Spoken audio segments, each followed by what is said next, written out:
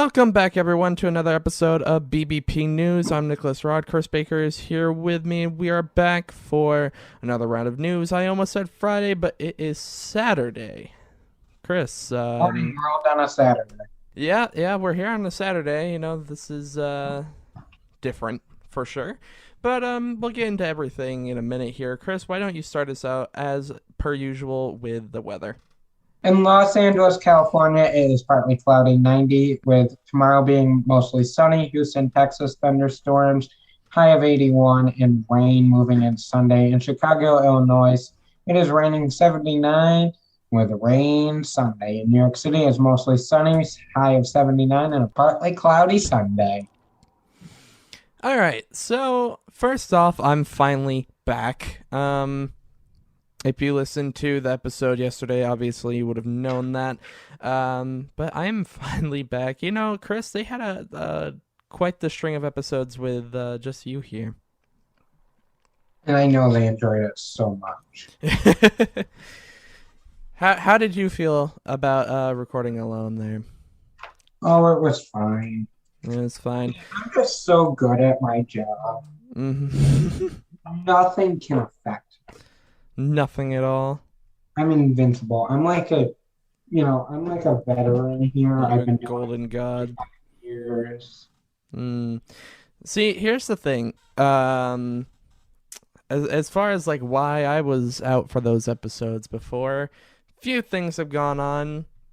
Main one was I got sick, and I feel like if you guys were to hear me talk, you would have been terrified. It was bad. There were a few days there where I could barely speak. My voice kept cracking and dying slowly. It was not good. Some other things went on, but yeah, no, I'm finally back, and it's good to be back. It's been too long. Well, I'm glad you're feeling better, Nick. Thank God you're back the week that you are back because It's been yeah. hectic. It's been hectic. Yeah, as we're recording this, I have my other monitor on, watching everything just unfold. And I don't know how many times I've been in the middle of the sentence and I've had to stop to read what is going on. So it's been hectic. Yeah. Glad Nick's here to deal with the parts that I don't want to deal with. That's what makes him a great secretary. Man, I still haven't risen from that secretary status, huh? Maybe after this week, I'll rise you to executive assistant. Perfect. Okay. I like that promotion. It's much better, isn't it, buddy? Yeah, higher up the food chain, we're getting there, you know? Yes, we are. Maybe someday you could be my chauffeur. You know, a man can only dream, but It comes we'll with a see how it great goes. salad. Oh no. Um, but yeah, I mean, beyond not the hectic week this week and everything that's happened before me not being here, not a whole lot crazy has happened in my time away here. Honestly, it's been a lot of school, a lot of being sick, and a lot of other obstacles along the way. But this week, yeah, no, it's been hectic. There's a lot going on, and we're definitely going to cover a large portion of everything, everything we can get to today in this episode.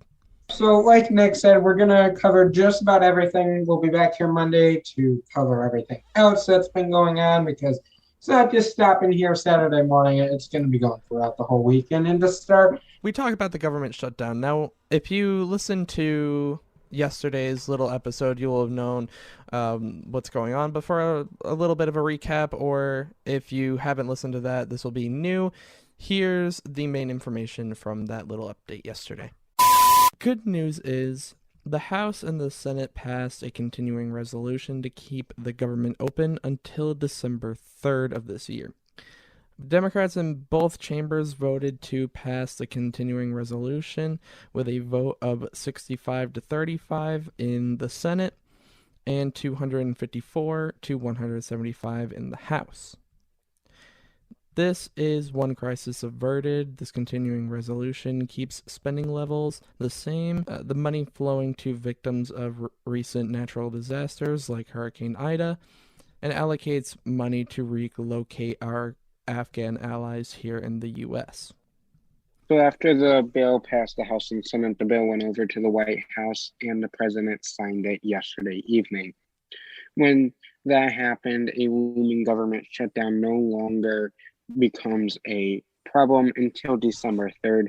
Then the fight will happen all over again. Do you remember the bill that I told you about Monday that would pass a continuing resolution until December 3rd and raise the debt ceiling? That vote passed the House and moved on to the Senate, which failed. The bill needed 60 votes to pass, and not one Republican in the Senate voted to pass the bill. Since the government shutdown was averted with the bipartisan support, that is no longer an immediate threat, but we still have the threat of not raising the debt ceiling. If you don't know what it means to not raise the debt ceiling, I put it in great detail on Monday's show, but here is like a generic piece of that so you have an idea of what's going on. There are some real consequences that could affect you if Congress doesn't act and raise the debt ceiling in the next couple of weeks. The U.S. government would not be able to pay salaries or benefits for federal employees or military members, retirees, or contractors. Social Security, Medicare, and Medicaid benefits would stop, and so would tax refunds along with the child tax credit that you have been receiving every month, student loan payments, and the payments to keep all government facilities open. Interest rates would increase, and this would increase the cost for corporations and small businesses. State and local governments, credit card interest rates would increase, mortgages and car loans would increase, and the cost for importing goods would skyrocket. All of those would contribute to more inflation, along with the stock market, and your retirement accounts would suffer greatly. The worst case scenario would be, according to the experts, major job loss, unemployment rates would skyrocket again, a near freeze in credit markets and gross domestic products.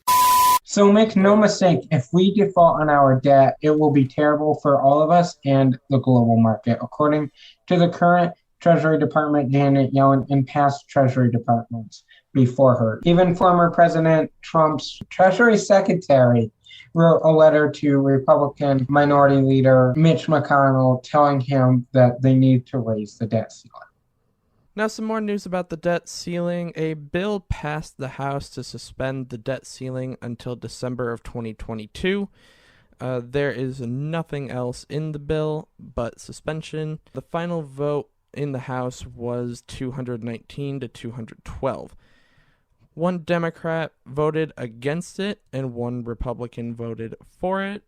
Rather than raising the debt ceiling by a specific amount, sometimes lawmakers suspend the debt ceiling for a period of time. This allows the Treasury Department to borrow as much money as they need in that time frame. This is what Congress did last time they needed to deal with the debt ceiling. Back in March of 2019, they suspended it until August of 2021. This bill now needs to pass the Senate, but it is likely that the bill will fail there because it needs 60 votes. If all Democrats and independents vote yes, they still need 10 Republicans to vote yes. And just to be clear, this does not authorize any new spending. It only allows for them to pay the bills they already owe.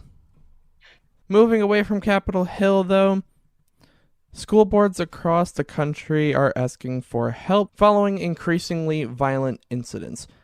Like in Minnesota, a man was complimenting school board officials for putting a mask mandate policy in effect, and he got tackled by unmasked citizens.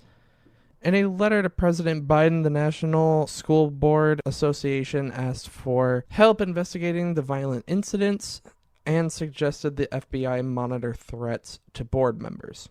And in the letter, they are calling people like this, quote, domestic terrorists committing, quote, heinous actions. Tensions all around the country have been rising, and it is causing some violent behavior in some places. Some board members have been receiving death threats through multiple mediums, and The White House responded to the letter Thursday and said they are looking into what more they can do to support the school boards. Press Secretary to the President, Jen Psaki, said, quote, obviously, these threats to school board members are horrible. They are doing their job, end quote. This was in response to a reporter asking about the letter written to the White House. On Thursday, the FBI returned to the Laundrie home to collect some personal items, according to the family's attorney.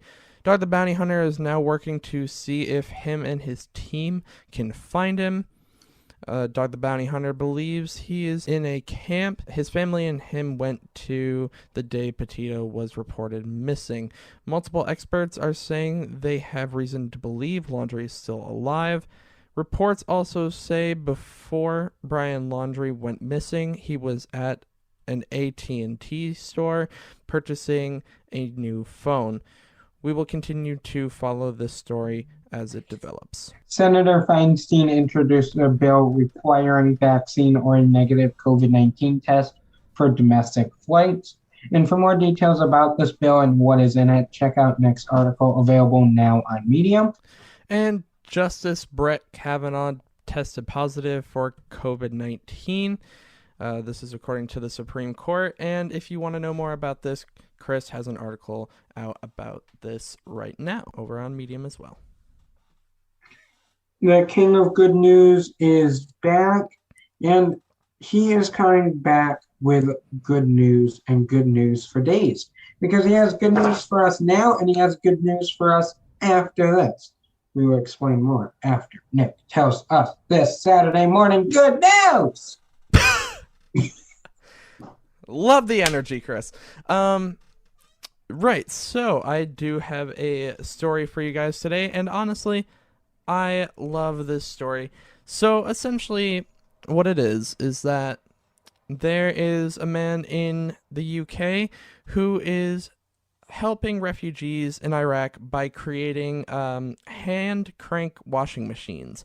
And he started doing this because he was living in India for a little while after quitting his engineering job, and his neighbor didn't have any electricity, didn't have anything like that. So he was kind of inspired to create something that would help wash the laundry faster and make it more convenient, everything else.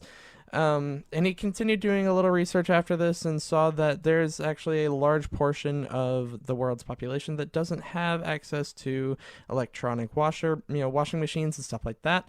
So he developed this product that is low in cost, and he is sending them out.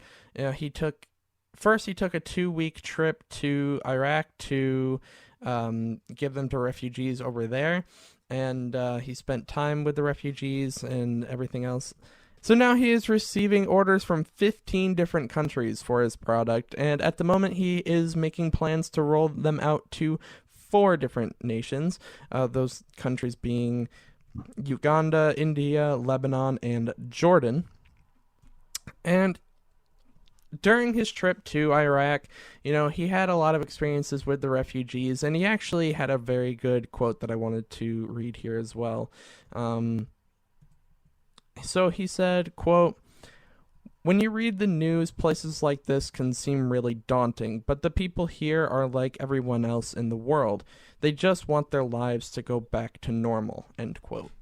So this is a man right here with an engineering degree that put his time, his energy, and his know-how to good use. I mean, helping right now 4 other countries, but has a list of 15 other countries that wants to get in contact with him about washers. Yeah, having this entire setup, it's kind of crazy how just these little things can turn into such major projects. I mean, like I said, the whole way it started was because of the experiences that he saw his neighbor going through when he was living in India. So the fact that he was able to take that and then turn it into this entire project that he's now working on, is really incredible, and the help that he's providing and the things that he's providing for these people across these different countries is huge. Very cool, Nick. I like that good news story. And that's not the only good news story you're telling today, is it? No, because after this episode, we will also have our monthly good news episode. So make sure to stay tuned for that. Go enjoy yourself some good news and get your weekend off to a great start.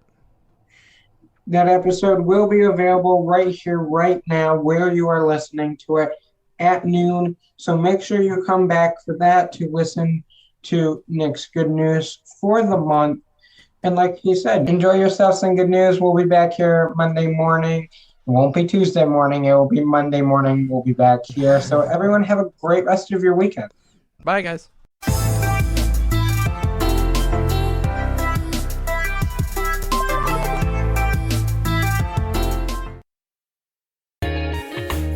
Hey guys, Nick Rod here. Just for a quick moment to remind you to go follow us on Twitter at BBP News Official, where you will get all of the latest and breaking news, all the headlines for you as they come out. Make sure to go follow us on our personal accounts as well, where we have all kinds of discussions, all kinds of rants, and just random tweets here and there that you can go and enjoy. Don't miss out on the fun.